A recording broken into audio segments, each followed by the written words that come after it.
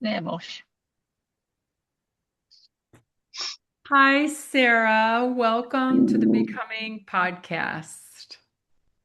Well, hello, Tammy. Long time no see. I'm Yes. sorry, we've got a bit of background dog information here because we're parked on a side street, but it's the I completely forgot. 3 o'clock UK time is when all the kids come out of school. So So there's a lot we've of got for the action. next 5 minutes probably a few people walking past. We're okay with all of it. And I want to introduce you to Sunny, who is my a partner in the Hive for the Becoming podcast. Hi, Sunny. How are you? I'm doing well. Thank you so much for being a part of this and joining us in conversation today. We really appreciate it. You're absolutely welcome. All sentient beings are welcome. Dogs are welcome here. So if they have something to say, we're open to it. Oh, So Even if it's to people that are outside the window, they're talking, right? yeah, there's something. So, thanks again. And just to kick it off, we are curious, based on when we made the outreach, what inside of you said, yes, I want to tell my story? well, always you, Tammy, frankly. And Hmm. and I remember, I think it's probably 10 years ago now, or maybe even longer.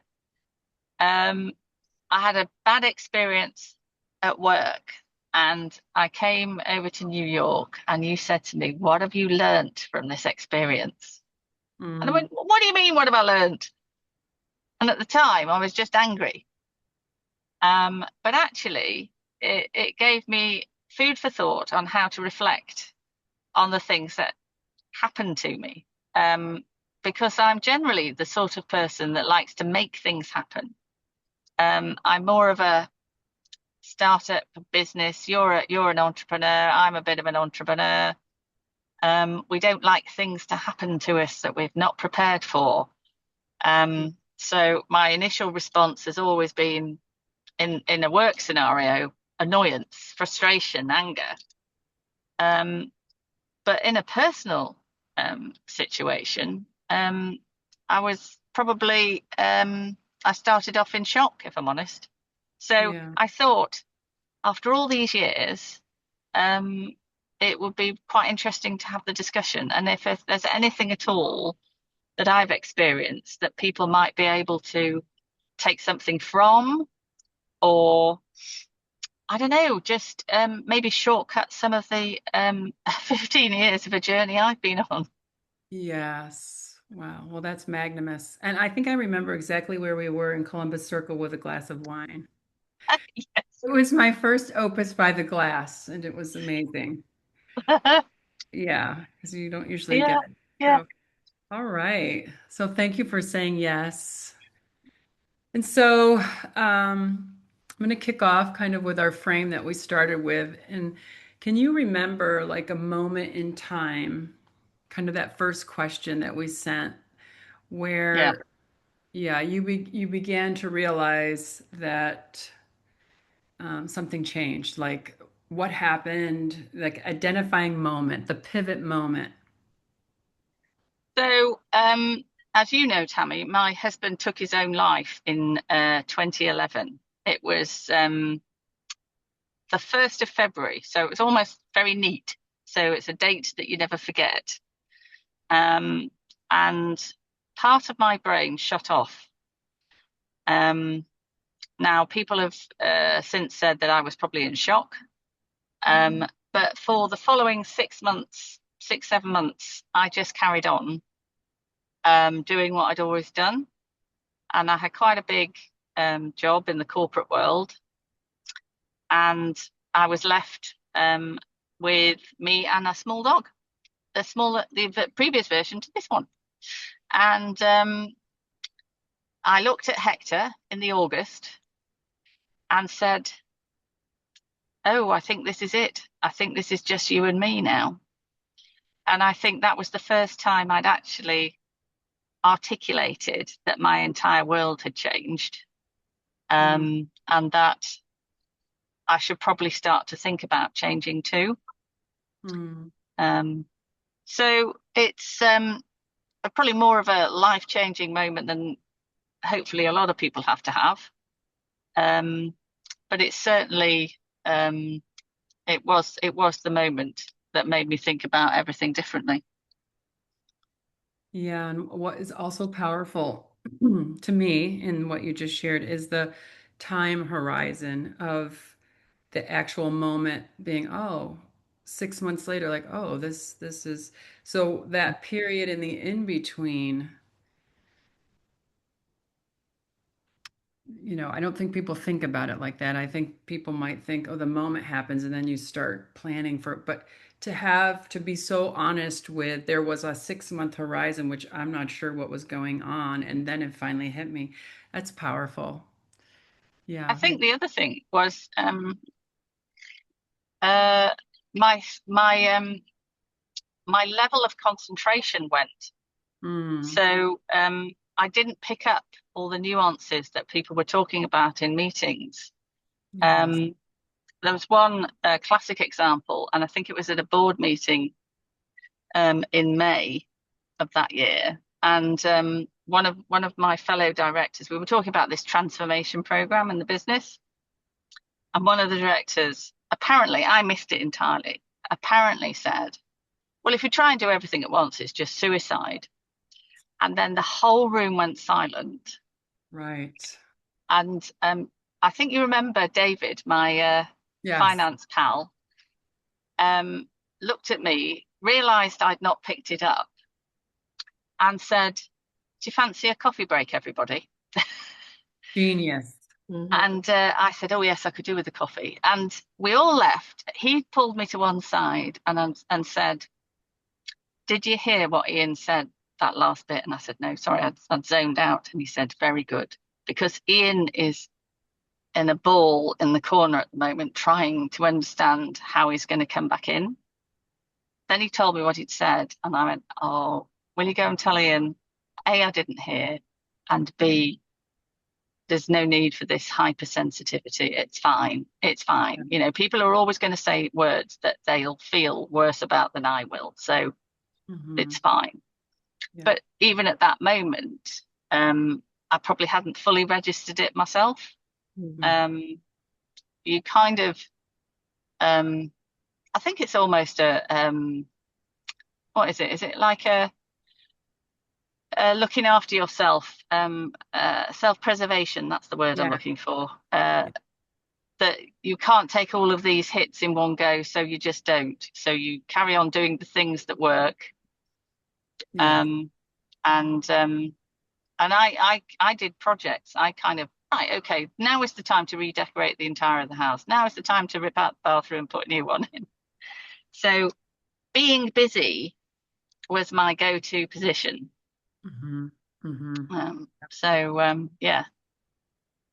There's a lot in what you just said too about the hard wiring of the brain and what the body will do to keep your nervous system so that you can function, even if it's not, you know, the functioning that you're used to. But there's a grace in our body that's like in the shock of it all does some kind of rewiring for us that and we know this through the ACEs, the childhood traumas, like there's something that changes. You can still exist, but there is a rewiring until that possible 6 month moment you had later that said, okay, the wires are shifting again.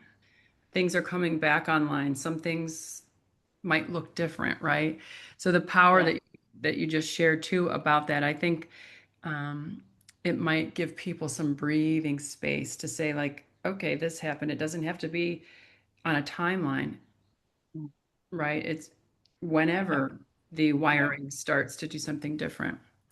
no, That's exactly. great, Sunny. Yeah. I kind of wanted to dive a little bit more deeper into what you said, Sarah, about just trying to make it through and, your body kind of going into survival mode. So, are there any other, I guess, pieces of that you can recall that you were just kind of going through so that you met maybe other people's expectations and maybe were losing a bit more of yourself because you were just trying to make it through? Yes, that's very insightful actually, Sunny, because I can look back at it now and rationalize this. But at the time, I was aiming to be Superwoman. So one of the things I was doing was literally uh, taking more and more work on. So I mentioned the transformation program. Well, I'd agreed in my head that I was going to do. Now, bearing in mind that England isn't anything like the size of America, obviously, but I'd agreed to do 8 presentations launching the different 8 regions we transformed the organization into over 4 days. Oh, 4 days. And so I had to go, and there's no real logic to this other than I didn't want it to spill into another week. So part of the organization was waiting to hear the message because the rumor mill in big organizations is dreadful. So I said, right, well, I'll start off in Newcastle on the top, and then I'll go here, and then I'll go there, and then so I literally did 2 big central city locations each day. So I went from Cambridge in the morning to Bristol in the afternoon, and then back up. So it was all a bit manic in 4 days. And again, David, you don't really need to do this in 4 days. And I went, no, but I'm doing it in 4 days. So by the time I got to the end of the year, December, I probably lost about 3 dress sizes, which I could have done with probably. But I could turn around in all my clothes. I'd lost that much weight. I didn't sleep, not because I wasn't awake thinking about terrible things. I just didn't sleep. And I didn't want to take any drugs. And I tried all that sort of homeopathic sorts, and it was actually listening to stories that finally got me to go to sleep. And I do that occasionally now. But by the time I got to the end of the year, my body had started to say, I think you've had enough now and you need to rest. And I had multiple things wrong with me. I was constantly with flu viruses, stomach upsets, you name it. What I call the minor irritating things wrong with you, back to back from sort of beginning of, the end of November all the way through to the new year. And I literally had I had almost on the anniversary of his death, a complete meltdown. Less in the brain, but everything apart from it, just couldn't function. It was no point trying to push myself any further because it wouldn't happen. Yeah. I went and I was referred to a psychiatrist who was a lovely guy who said, kind of, you should understand this because you lived with it for 18 years with your husband, so you should have seen this coming. Oh, brilliant. Nice. It's nicely put, to be fair, but And then I had a Brutal.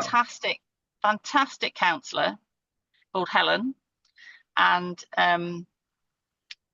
what I'd lost the ability to do was make any decisions. So when I did sort of go back to work, it was okay, I've now got to look after this dog. I've now got to do this, that, and the other. And they want me at a board meeting in London, and I live 3 hours away, and they want me there for 10:30. But to get that, I have to get this train and And she said, what if you got the train an hour later? Well, yeah, I could do that. So she said, so why don't you ask them if they'll start the board meeting an hour later? Ooh. And because you've always, if I needed to leave at 5 in the morning, we left at 5 in the morning. Now I can't leave till 8 o'clock in the morning to get stuff done. I hadn't even thought. Now, I'm running a £300 million business, and I hadn't even thought to ask the chairman if it was all right if we started an hour later. Right. So for me, again, in hindsight, you have to give yourself time to just think. Let's step back from what we're doing. Let's just think, why are we doing it in this order? Why do we have to do it in this order? Can we do it in a different way? But it took somebody who was completely dispassionate, who had no axe to grind, had no interest in me as a human being, as a person, other than she had some tools that she could help me work with. And Yeah. I think she was a massive turning point in my whole thinking. And does that Yes. help at all? It's huge because two things that are coming to mind, and maybe something for Sunny. One is you reached out for help and you Hmm. had the sense to say the first guy wasn't my guy.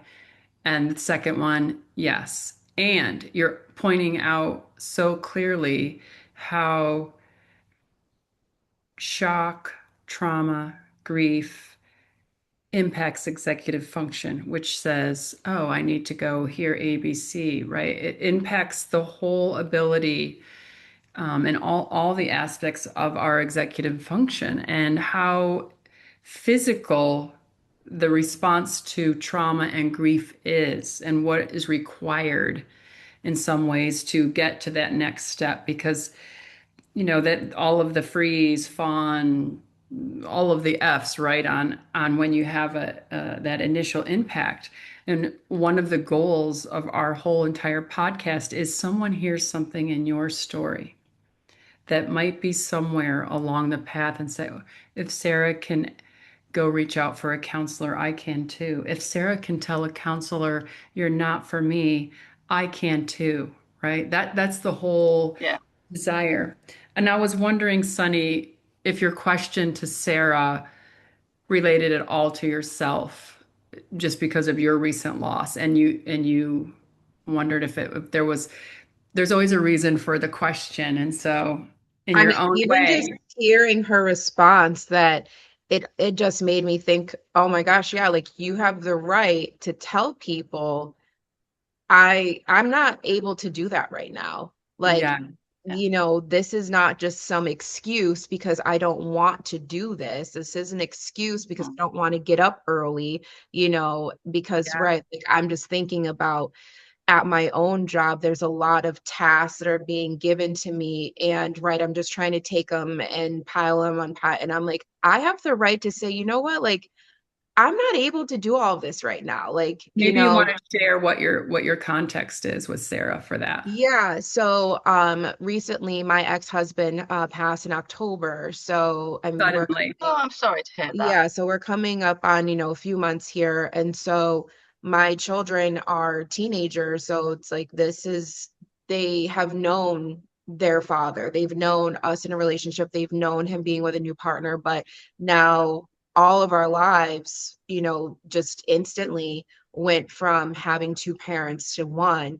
And so Yeah. even at my job, I got 4 days of bereavement, which they didn't want to give me because we were not legally married any longer. And I was like, well, that's interesting because how am I not impacted by this? I said, it was his custody day. I said, Oh, he died on his custody day. I said, so I am now responsible to go get my children, tell them what has happened. And now I, there's no every other weekend. There's no days Um, mixed, where they're at his house and my house. It says it's just me. Now it's but just mm, me. now it might So make more sense, the circle of the yeah. story, the And question. so right, it really was just like this instantaneous change in my life and mm. having the immediate sympathy and immediate, oh, when you're ready. But then, right, a few months go by, you're still dealing with it, you're still experiencing it, but everybody else has moved on.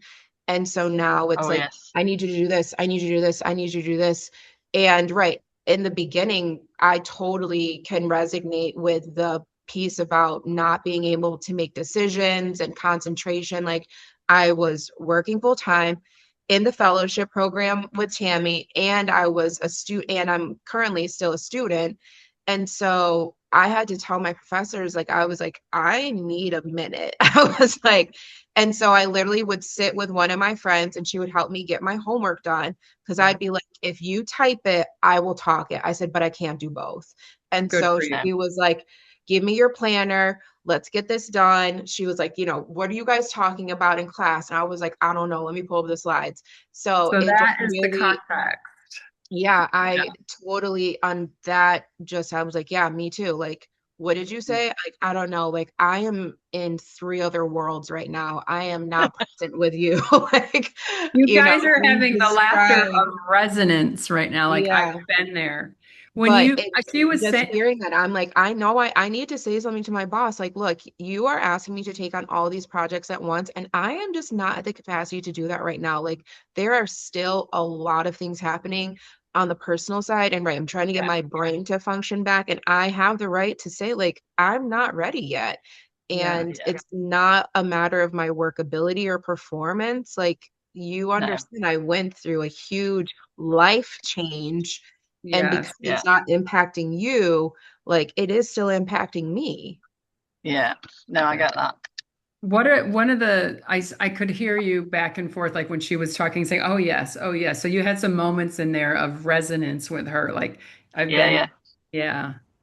Yeah. I think it's it Thank you, honey. when people, I'm sure you're the same, Sunny. When you're always used to juggling different things, um, then people don't know how to deal with you when you can't. Hmm. If you were more needy in your general life, then you probably get more sympathy for longer, Yeah, is my right. experience. And Such a good point. there's a, I don't know. I've got two colleagues who are now my sisters. You know, they started off as there was a working relationship. Tammy knows of them. Rebecca and Joanne. Joanne, Rebecca and Joanne. Rebecca has had to live with me on and all the time for over 20 years now, and Joanne is coming up to 14 years. And um, Rebecca had met my late husband once, but Joanne never has. But they've always allowed me to talk about him, Yes. and I say aloud because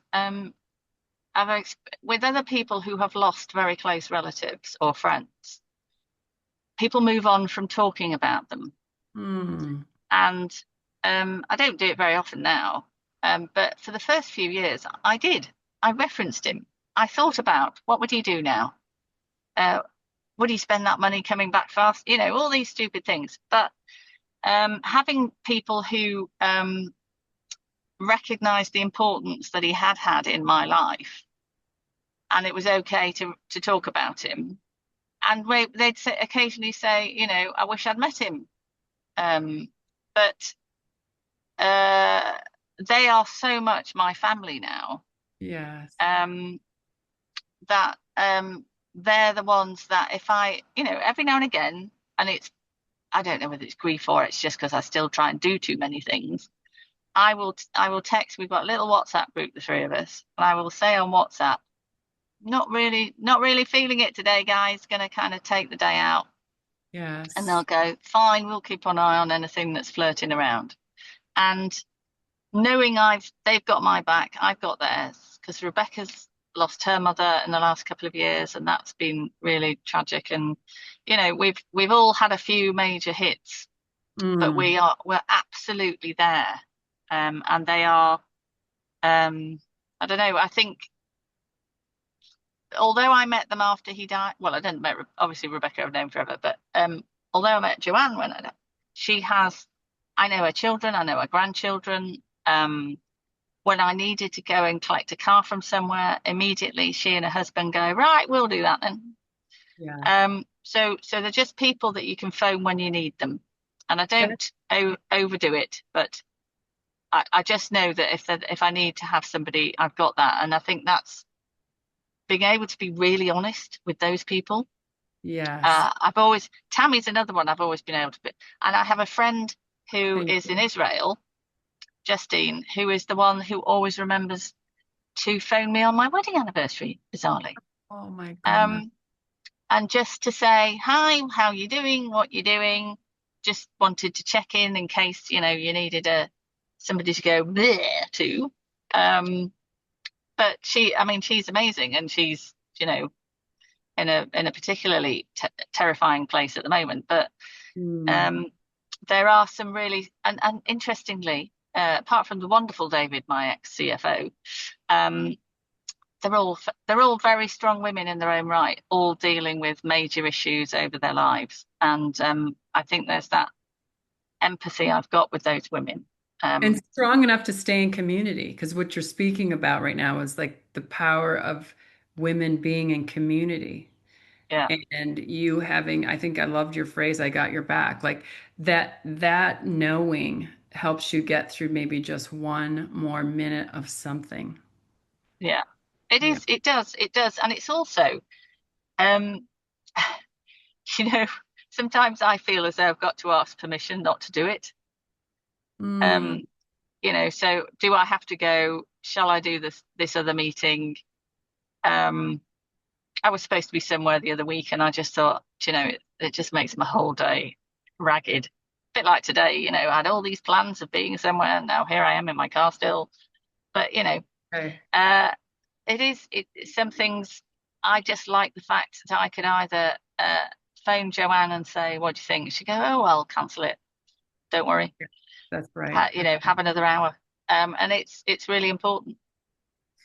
We're always curious, Sunny and I, we had this conversation before, like what's the emotion around um, Dr. McKee that kind of visits you most often? Um, well, it won't surprise you to know that when people realise that the person who lost killed themselves as opposed to died from any other incident or illness, um, you meet other people who've had that experience, either with a partner or a sibling, and everyone else has been really angry. His friends were really angry, um, and I haven't really been angry. Mm, Um, I've just been I don't know, a long time of and this is where Helen was very good. Knowing what he was, who he was, and what he was like. How did I not spot it? mm. So we've done through all of that, but I feel kind of at peace with it, if that makes any sense. Yeah, so it sounds like you were saying initially maybe you were like had this like, oh, why didn't I see it? But then through understanding illness, Mm, through Helen's support, you were like, oh no, this is not something I would have been able to. Yeah, no, that's a journey. That's a journey. It's it has striking. been a journey, and interestingly, I've always wanted to write, Mm, um, and I'm now writing a novel.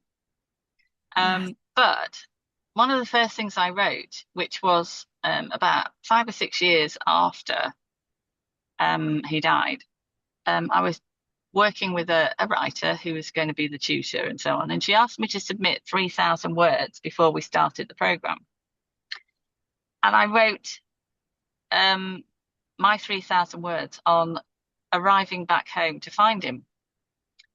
Right. And um, when she read it, she said, not knowing Emmy at all, so I'd never told her anything of my past, but she told me what fantastic black humor I had Wow. because I put in details, nothing about, you know, um, nothing traumatic or too, I don't know, open or whatever. But I talked about when something like this happens, the police are called. So you then Yes. have the police in your house for hours and hours and hours with every light on in every room, going through everything. And one of the things I wrote about was that I'd bought this very expensive pair of stockings because I was doing this presentation. And while this senior detective was interviewing me, I was looking down at my left leg, going, "Got a ladder in my stocking already, and I only put them on this morning." And The and then I brain was does what it does. it's like random. So there were loads of things like that were in there. Like Yeah. the guy, this inspector came and he had a briefcase and he bashed into a corner of a very nice side table and took a chip out of it and then carried on to the other side, sat down. And all I could do was look at the corner of this table as if to Yeah. say, what the fuck? Pardon my French, sorry. No, that's French and English. It works in all languages. Yeah. So, of course, I'd put this, rather than anything medical, scientific, or emotional, I'd put all of these, and you wouldn't believe what happened next time moments. So I think actually that was really cathartic to write it down. Yes, yes, yeah, Sort of unintentional consequence was that left my head. So it was in my head somewhere. yes. And Helen had asked me on a number of occasions if I wanted to walk through it. And I'd always said, no, not really. I'd rather forget it. But then I did it. I wrote it down for this exercise. And yeah, it was, it was good. It was good for the soul. And so I think there is whatever works for you. I think actually writing it down, and um, I wrote him a letter as well. Oh, these So are beautiful things to it's relay. well, it's just people do things in different ways. Mm, But it actually helped me a lot to write things down. Write things. He left a note, so I kind of responded to the note. wow. Um, and again, that was, nobody's ever seen that but me, but that was useful. Um, so I think you've just got to try lots of things and Yeah. see which works for you. I don't think that, again, Helen said, I said, so on this journey I'm supposed to go on, where do I start and when do I finish? And she said, oh, that would be really neat if that worked, didn't it? And I went, what do you mean? Oh, it doesn't work like that. You don't go in a He's round like, I've circle and got end up 2 more weeks to and I go can and tell you, I'm on the I other know, yeah, side. That's exactly. crazy.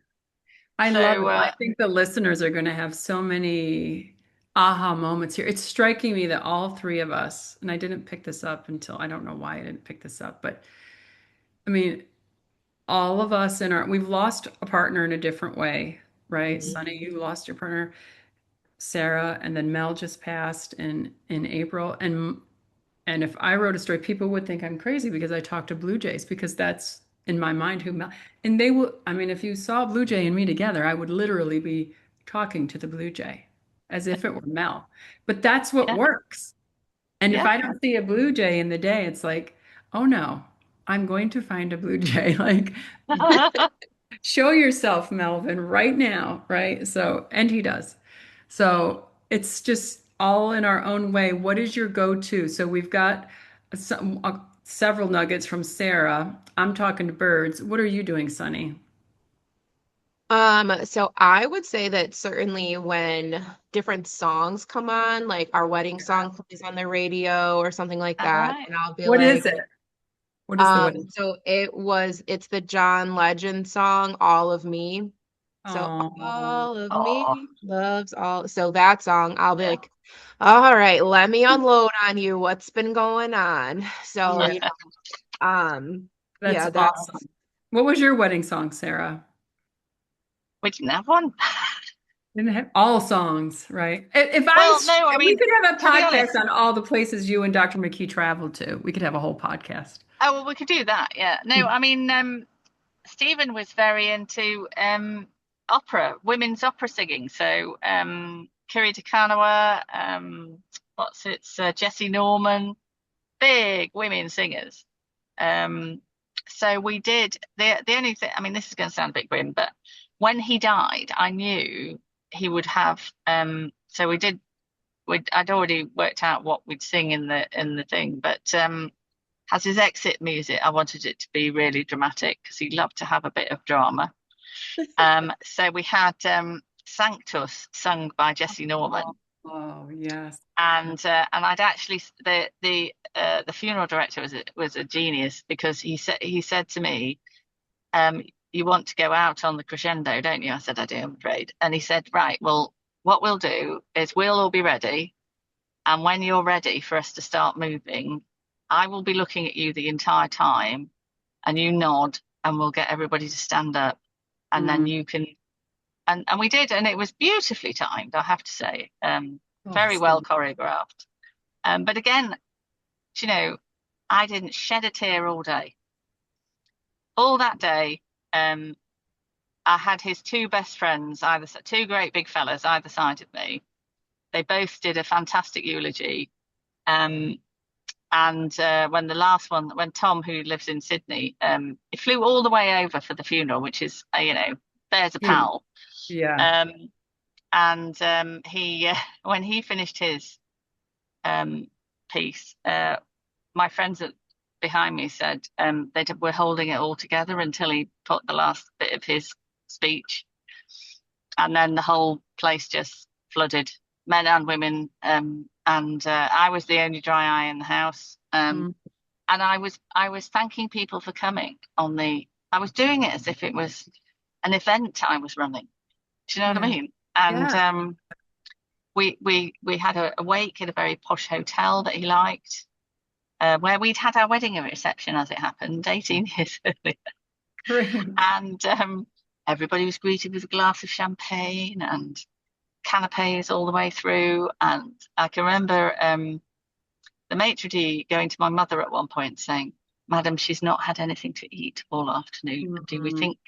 And my mother said, "We'll just do a little plate of smoked salmon or something for her, and we'll keep shoving it under her nose every now and again." But Yeah. I was with the fairies, frankly. Yeah, Um, 100%.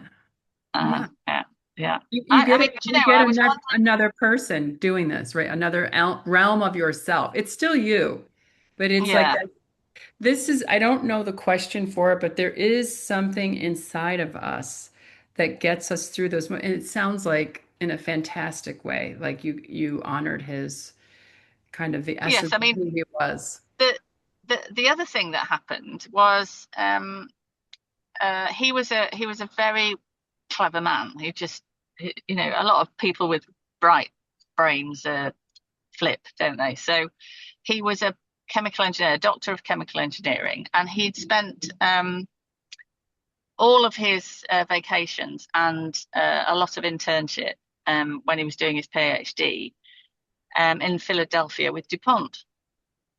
So his professor had obviously told everybody in the entire chemical engineering world that he died. So I was inundated with letters from Mhm. people all over the world saying, "Dear Mrs. McKee, you don't know who I am," and then several paragraphs of what their feelings Oh, relationship was. Um, and I had a mountain of like fan mail, if you like. And oh, my mother said, "What are you going to do with it?" And I said, "Take my time and write back to everybody." And again, that was it was quite nice to know that somebody who had a relatively short career because he couldn't work in the end, um, but he was so well thought of yeah. Now, do by you people feel I like never you knew. were doing that for you, or do you think that you were doing it because like you wanted to be polite? Like, Well, there is a big polite gene, clearly. I've always sent thank you notes. I like to bring gifts when somebody invites me round for dinner. Yeah. Um, so yes, there's a big element of that, Sunny. But We talked about PC behavior in times like these and how you can actually be yourself. But it sounds like the letters were more like cathartic. no, I think there's an element of I was I was I know doing for me, I couldn't do that. I'd be like, cool, thank you, but I'm not going to sit here and write all these people back. Like, I love these stories, but right, like just right now, like, no, I Yeah. got you in maybe a year or so. I think at the time I mean it's different. I think because you've got children. I have no children, so there was really just me every night with a small dog. Um, and um, I told myself that I wasn't going to send emails after 8 o'clock at night. I was going to work till I fell over. Um, and I was going to take up smoking. I wasn't going to drink too much. I was going to do any of these things because of being by myself, with no monitoring. Um, Right. so it was a thing to do. It was a thing to do. I've never found television that diverting. I didn't really listen to music. I didn't have any other hobbies. And partly because of the work I did. Most of my relationships were business related. You're touching on Um, something really important right now, which is what do you do and what would you, I mean, you're giving great examples, Sarah, but I'm thinking of like, I hear this a lot around when this kind of thing is happening. Like, what do you do with the quiet, free space that was filled with their presence, especially when they had a big presence? It's like, it's deafening, the silence. yeah, and I think um, my go-to thing initially was always do more work, come up with another idea. But then again, Helen, when you take Hector for a walk, leave your phone at home Mm. because part of the problem is I mean, these days it's 10 times worse, isn't it? Because this was before everybody was full on social media doom scrolling. So to be fair, at that first couple of years, there wasn't as much of that going on. Um, but um, I was running some very senior people in a big organization. And then I was starting at my own business Evermore, and I was pitching for investors and blah de blah. And actually, I felt as though I couldn't put the phone down. And Helen gave me permission Mm. to leave it at home and go for at least 2 walks a day, whether the dog wanted them or not. And vary where you went. So actually, don't just walk round the town. Go into a wood, drive to the coast. Hmm. And actually, that prompt, I am now sitting on a street in North Wales. I used to live closer to the big city of Manchester. Um, it was Helen when I said to her one day, do you know what? I think I'm going to move to North Wales in the next 5 years. And she said, why the bloody hell would you wait 5 years? What do you mean? She said, you know what can happen in an instant. Why put anything off? I went, Yes, I oh. love that. So I said, what do you mean? And she said, well, I know your consultancy work is here, but you constantly go for the day to Wales with the dog. You'll go on a Sunday or go on a Saturday. You'll stay all day. You'll have a walk on the beach, eat ice cream. You'll come back refreshed. You'll not spoken to anybody on the phone about anything work related. You'll have put your feet up on a deck chair, read a book. Um, True, she said, so do it the other way around. Commute back to here for the work, do I more love of it it. online. So this is within minutes, I put my house on the market, sold it, and moved to Wales. I mean, I did it from start to finish. I did it in 3 months, start to Oh, it's finish. amazing. And Amazing. and would you believe Rebecca? I phoned Rebecca, and she by this time is living in Australia full time. So we've worked together now for probably 15 years online, and we meet at every other year. So I text her and said, I'm thinking of moving to North Wales. Do you think this is a really bad idea? How do you think it's going to affect what we do? And she said, you're asking a woman who lives in Perth, the other side of the world, whether it matters if you're an hour down the bloody road. And I went, no, you're quite right. Forget that one then. And that was it. And she said, just don't buy the first thing you see. There you go. So, so she made me go and see lots of places. Bless you. And Thank you. I still ended up buying the first thing I saw. But And it's and lovely. it was. I've moved. But You've it moved is. since. I've moved. Yes. But that different podcast. All of that. So, Okay, okay, but okay. but the thing was the absolute ability, and this is because I knew this part of the world growing up. This is the sort of go-to place if you want to go to the sea, if you want to have a bit of a beach. This is the closest you get to really nice beaches, and you can drive to it. And it didn't take that long from the airport, did it, Tammy, when you came over? No. So it's kind of accessible to civilization without having much of it. It's And kind of the gift um, that keeps on giving because your posts about when you're at the beach, they're also very healing for they're healing for me when you do, because we see those posts that you make and they're healing. Well, it's been really incredible, and I often say to people, there's it's been amazing to reinvent myself. So I haven't left anybody behind. I still have all those colleagues I've had through the working life. But do you know what? They come and spend time with me in Wales because it's a holiday destination.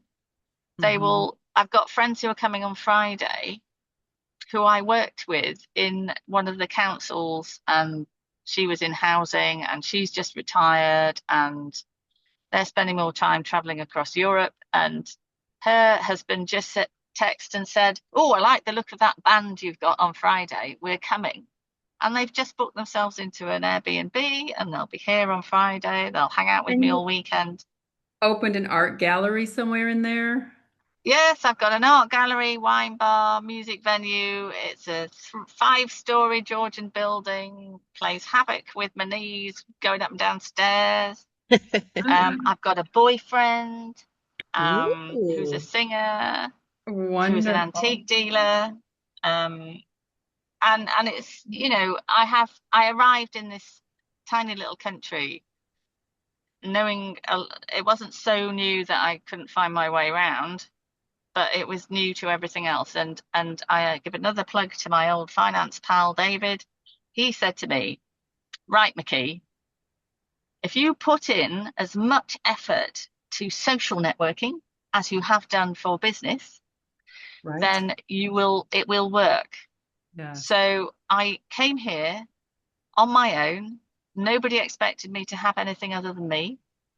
Um, Arrived with me and Hector. Hector has passed away now, so I have two others. So I'm the mad woman with pink hair and dogs. Eh, But I like people. yeah. And so I was quite happy to go and introduce myself, not as Sara McKee, corporate director of whatever, but Sara McKee, art historian, thinking of opening a gallery. And it's it's been really amazing. It's been transformational for me because I found where I live now, where I have my gallery in Carnarvon, and people in America might know Carnarvon because if you've ever watched The Crown on Netflix, when Prince, now King Charles, had his investiture as the Prince of Wales, that castle is the opposite corner of the square I work in. And Great. so I have a castle at the end of my street. Um, but You're a yeah, so queen. Right. yay. But what I love is if I walk from one side of town to the other, which is less than, it's probably about half a mile, it will take me a good 20, 30 minutes to achieve because people go, "Oh, hello. Oh, hello. Oh, how are you doing?" Oh, I know lovely. loads of people. Whereas before, I didn't really know anybody where I lived because I was never there.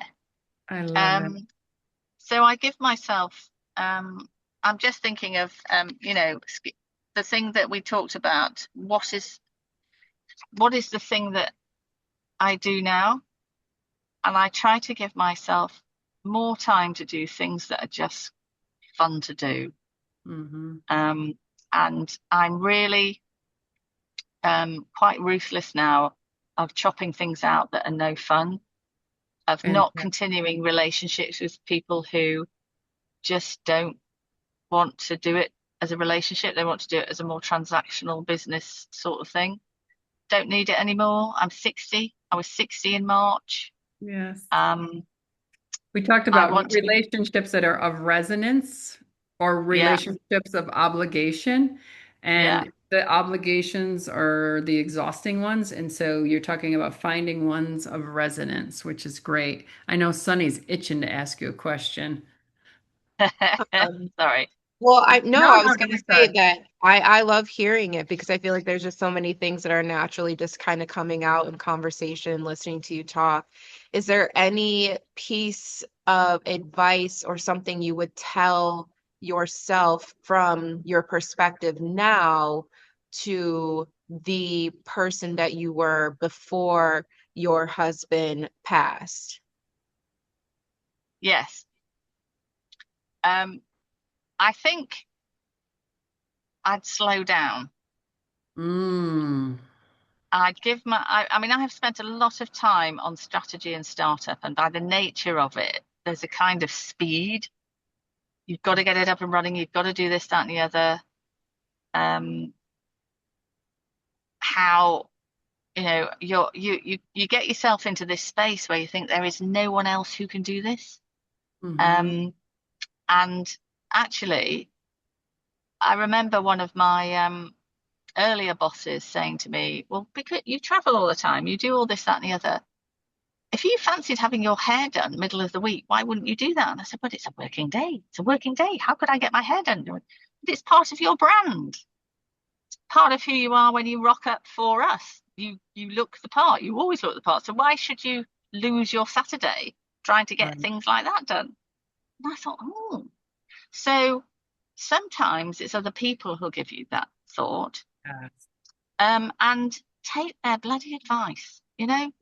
I thought after he died, I never, Tammy will know, I eat bread and cheese with a nice bottle of wine, lots of fruit, lots of salad, but I never cook. Yeah, it's just not happening. But it took me quite a while with Helen's help to say it's okay to do that. You Hmm. don't suddenly have to wake up tomorrow because your husband, who was a brilliant cook, is no longer doing it and become a cordon bleu cook. You don't have to. Right. Um, and it's all those permissions, and also, you know, in my younger self, before I got married, when I was married, actually believing when people ask you to do something that you think might be a bit out of your comfort zone. I've plunged into some jobs thinking I don't really know how to do this. But now I would say, actually, I'm going to learn on the job. Hmm. I don't say to myself anymore, oof, you don't know how to do that. I say, how do I learn how to do that? Yes. And I, particularly in the working environments I've been in, it's been male dominated. So I think if you have Rebecca on a call, she would be saying, for many years I was alpha female and she was a little bit terrified of me. But now I'm quite human, which, Mm.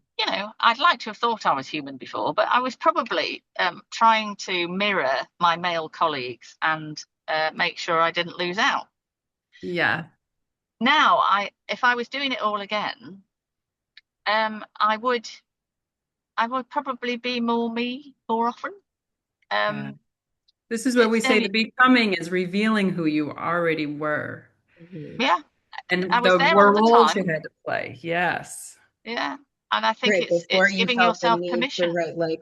right, say, I need to forcefully come into this space as Yes. opposed to I was welcome into this space and I'm going to take up the amount of space that I feel comfortable with because instead of like, right, I have to show you all that I'm one of you as opposed to being okay with who you are.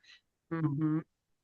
And the whole thing about, when do women comment about what men look like in a suit? Whereas I would always get comments about, oh, she's got a war paint on today, she must mean business. It's Hmm. like whatever.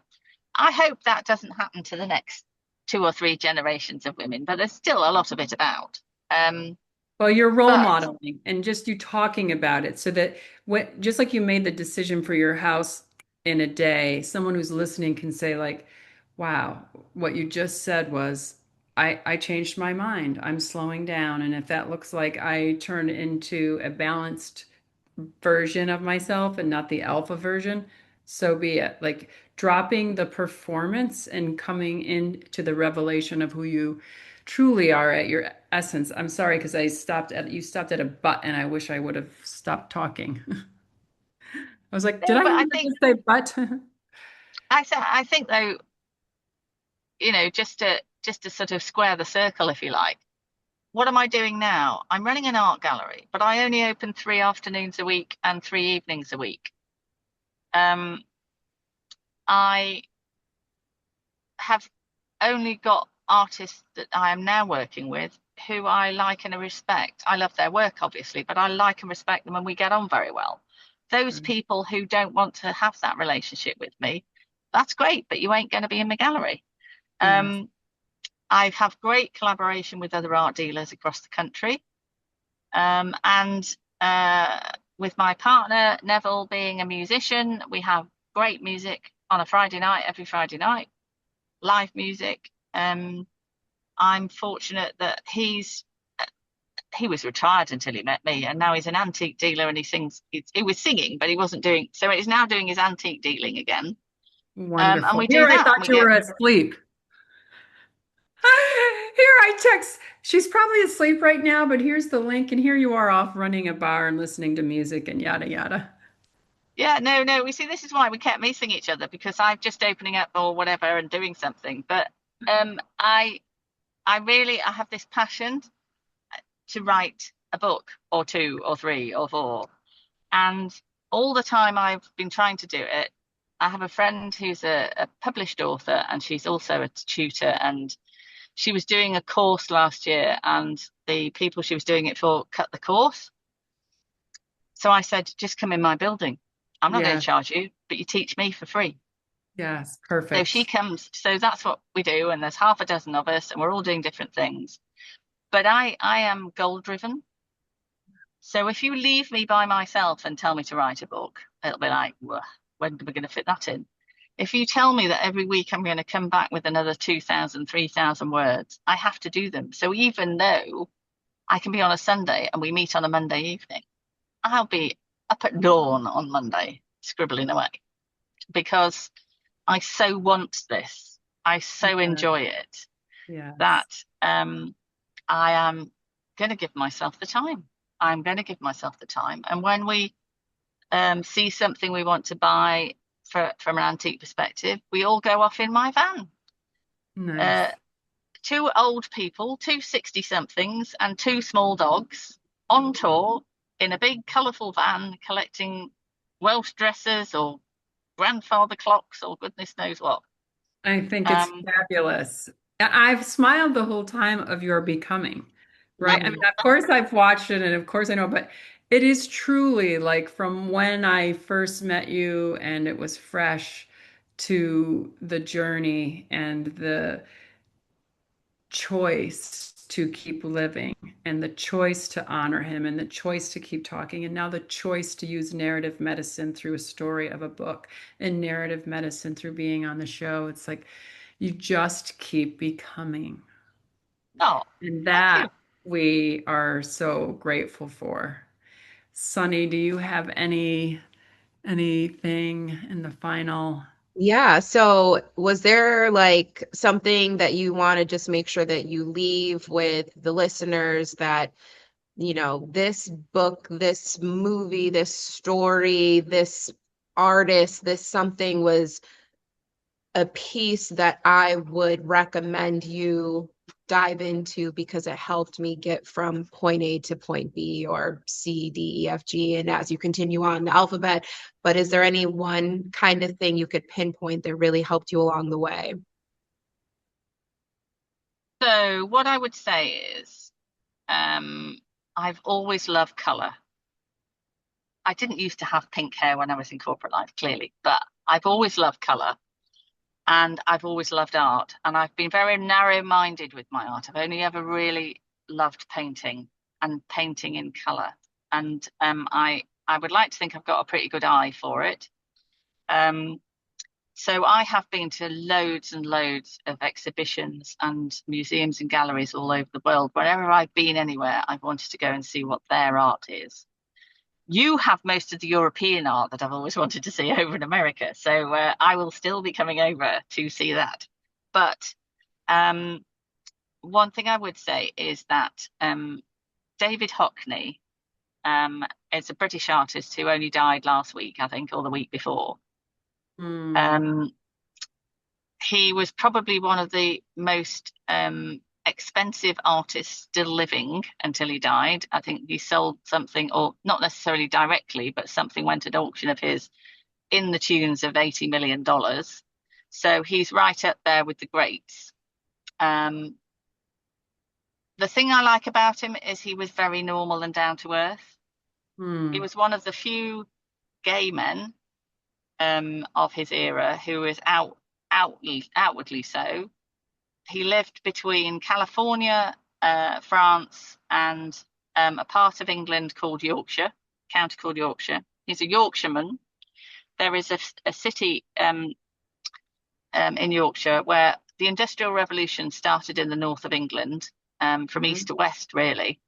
So there are lots of mills where people used to make cloth, textiles generally. Um, one of those mills, in a place called Saltaire, is full. It's the biggest collection of David Hockney paintings and ephemera. And um, he he still he still had the accent from that hometown. Um, there are some fabulous anecdotes that have come out since he died. There have been so many obituaries, so much joy for his work. He lived life in full colour. He painted until he died. He's left the biggest amount of work. He met all those people. He was a friend of Andy Warhol's. He lost loads of friends in the first AIDS crisis before there was any kind of medication or support for it. He has smoked like a chain smoker all his life, and he made it to 88 doing that. So there's hope for us all. He was also passionate about his dogs who were like her. So Oh, he yeah. had sausage dogs. And so I would say what I do when I need to think think positively is I think about people like David Hockney, who was a painter and made a living out of being a painter and did what he loved.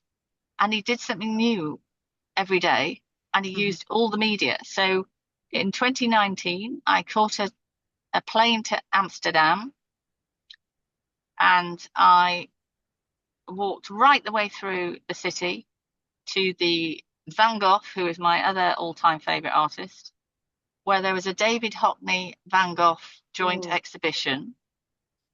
And I just literally sat in that room and absorbed. yeah. And one of the things that I'm passionate about and David Hockney was passionate about is we don't take the time to sit still, look, and really see. Mm-hmm. So Mm-hmm. I live on a farm in a caravan. Um, Love I it. have gone from proper housing to hippie chic lifestyle. It's all a bit random, but I'm surrounded by 20 acres of completely overgrown fields with hedgerow that's allowed to grow wild, with so many goldfinches, so many swallows, so many jays. The bird life is phenomenal. The butterflies, phenomenal. We have a guy who rents one of the fields who is a beekeeper. Oh, Um, I'm thinking well, of turning becoming. one of the fields I want to do a whole lavender field in because I just Oh, fancy it. It's just, you come out of even a small town and you go a mile and a half up the road and you're in a mm, field. And I think David Hockney would have painted this in so many different colours. He'd have mm. done it at sunset. He'd have done it in the autumn. He'll have done it in the summer. He'll have done it on a dark day, on a bright day. And when it was really hot over here, which would be nothing to you, but it was nudging 30 degrees, and we just don't know what to do with ourselves. Because Neville's legs, he's a bit disabled, so he can't walk very far. Um, and it was screaming hot. We got in the van and we drove the van to the bottom of the field and we Oh, got chairs out and sat under a 400-year-old ash and oh, just looked back up the field and thought, can't think of anywhere else I'd rather be, can you? isn't that And fantastic? Ah, and just having the time, take the time to sit under a tree, whether it's in a town, a park, a field, walk along the beach, get your yes. feet wet, um, get messy, um, read a book from cover to cover one day. Oh, Just yeah. do the things that you might in a previous headspace think, oh, just wasting time here. Do it. Mm, Time wasting is probably the best thing I've learned in the last few years. I love it. Yeah. So Time that would wasting. be my recommendation. That's gonna be our lead in, like healing through time wasting. A lot of people are gonna reject, right? The I Well, mean, right, hardcore, that's the culture that we but live it in. If you are resting, then you are not being productive. If lazy. you're not Yeah. being productive, right, then you're lazy. And it comes with yeah, all this negative connotation. And then you're kind of like, right, I'm tired. And it's like, well, yeah, you're exhausted. You're moving and thinking and all these things all the time. yeah, And, that's, I love that, Tammy always has her hashtag go play in nature. And Sarah, it sounds like the same kind of thing. Just embrace nature and then go and embrace the simple things and then look at colors. And as I sit in my shades of black and white and gray, all mixed together, Same, but sister. you know, um, I am gonna show her I when we think it's end the beautiful color. though that right, just waste time how you want to. Yeah. and Even don't be afraid of it. Just really don't be afraid of it, because when you give into it, when you actually have those slow moments, the all sorts of things, the next idea of what you want to do, yeah. um, that if you're rushing from one thing to another, it's stressful, however good we are at doing it. Yeah, the If nervous you just system. say, actually, do you know what? I'm going to sit, I'm going to do this, and I might just do it under a tree, or I might just take a dog with me, Mm, and throw a ball, because I do a bit of gardening. I'm creating a garden from scratch. And just the physical effort of it means, I mean, yeah. I've never been capable of meditating, Sunny. I just haven't got the capacity to do that sort of thing. What I can do, though, is entirely empty my brain doing something like that. Yes. Painting, So, gardening. all meaningful stuff. It is. It is. And we are very grateful. You touched on so many things. I think there's nuggets in there. There's a whole other podcast about the energy that grief requires. And Yeah, I think people, we all shared partner stories, but everyone has their version of losing someone. And uh, you were vulnerable in sharing, and I appreciate that. And I think that, Sunny, do you have any? I'm just sitting in such gratitude, so I'm kind of at a loss for words, which is weird, but how about for you, Sunny? No, I mean, I feel like I would, right, love to go back and hear who you were in your corporate life, how you got to that. And, right, it sounds like, do you think that, I guess I'm continuing on the conversation as Tammy's trying to close it, but I'm like, I just thought something else that I want to ask. Um, okay. do you think that the path that you have found yourself on now would have happened without the passing of your husband? Like, do you Not think at you would all. have gotten to No, this? No. no, no. I'd have been on the corporate train until retirement. I am absolutely convinced. Yeah, he would never have moved to Wales. Um, no, none of this, none of this. I, I, I know. Tammy, as I said, once asked me what had I learned from a previous grim moment, and realistically, uh, I've learned actually from the whole relationship I had was that I gave for many, many years. I don't regret it. I don't resent it, but I gave and gave and gave, and I had great I had great working relationships and I had great opportunities with work, but I gave and gave and gave. I hear that so. And I think if I'm doing anything now, I'm being really self-absorbed. I'm being a little bit selfish. I'm being a bit, Receiving, receiving the words. You're becoming able to receive. yeah, yeah, you're right. You are right. I'm just but again, you feel as though you need permission, don't you? But I am absolutely in the space of these are the things I want to do. These are the people I want to do them with. Yeah. I want to come out. I want to come out and hang out with you, Tammy. Yeah. Um, I want to be able to do all sorts of. I want you to come over here. I want you to see what I've been doing. But I'm also you talk about corporate life. I had lots of different jobs because Yes. my job was always about strategy, transformation, turnaround. So I generally was somewhere between 3 and 5 years. So I'm not a lifer in any organization, um, which means you a little bit more easy to adapt and iterate and roll with the punches a bit more, I Mm. suggest.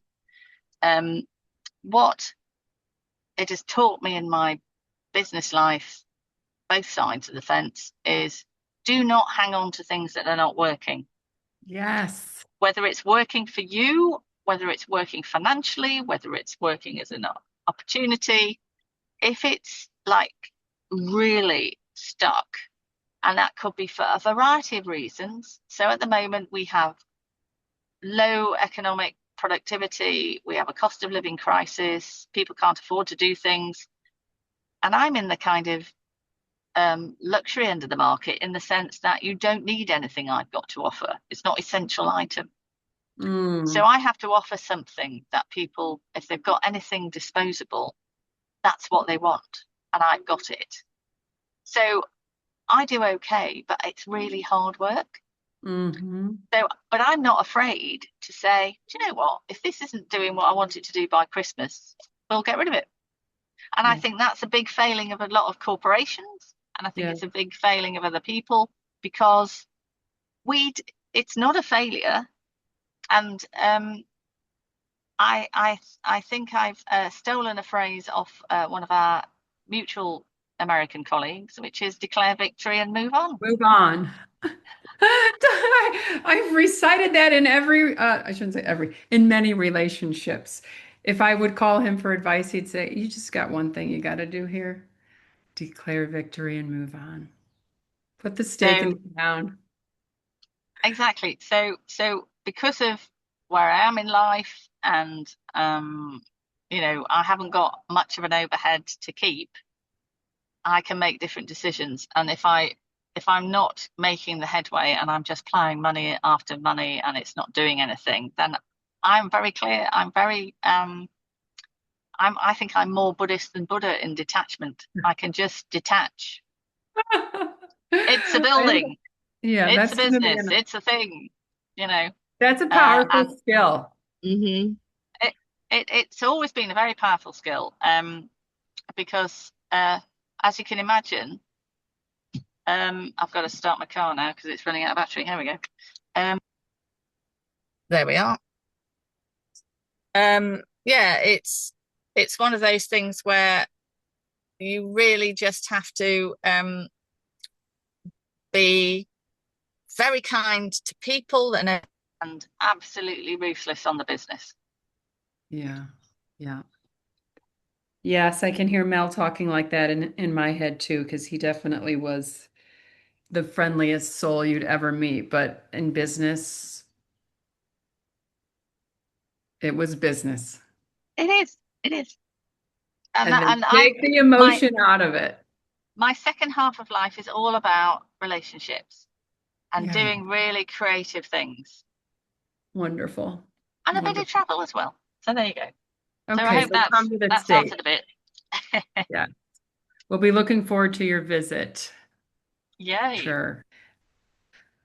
All right. So anything for you in closing, Sunny? No, I mean, I feel like there have been so many gems dropped and good phrases to take away just because I think that it is really um, just such an amazing way to view life that you do the hard work and you feel like this is my path, and then right, something comes and disrupts that, and you realize, wait, I wasn't doing what I wanted to do. I wasn't living life the way I wanted to, and I wasn't just taking time for me.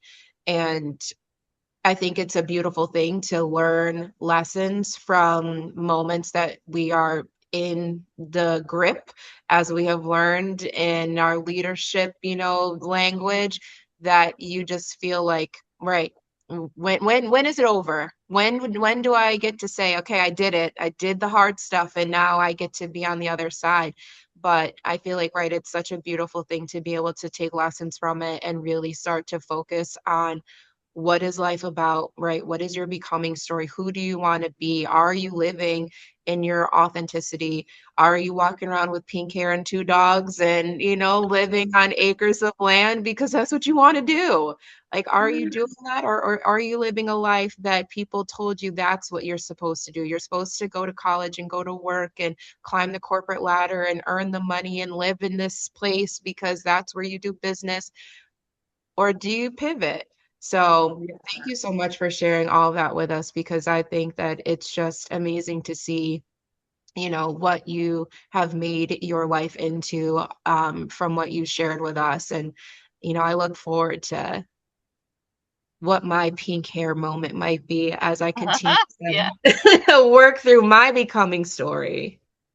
Cool. Yeah, I agree. So many wonderful nuggets. I keep wanting, I'm thinking of a couple of books. I'm thinking of a new book I just read by Andrew Harvey.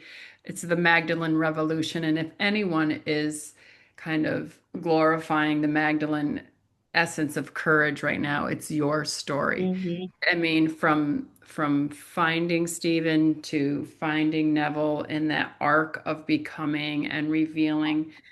And what one of the things that's sticking really like right now is another book, which is called All the Way to the River. Yeah. Did you read that book by chance? No, not Okay, read because that I one. know you're an avid reader, Sonny. I don't know if you read it, but it's a book about um, caring for someone who is in the dying process.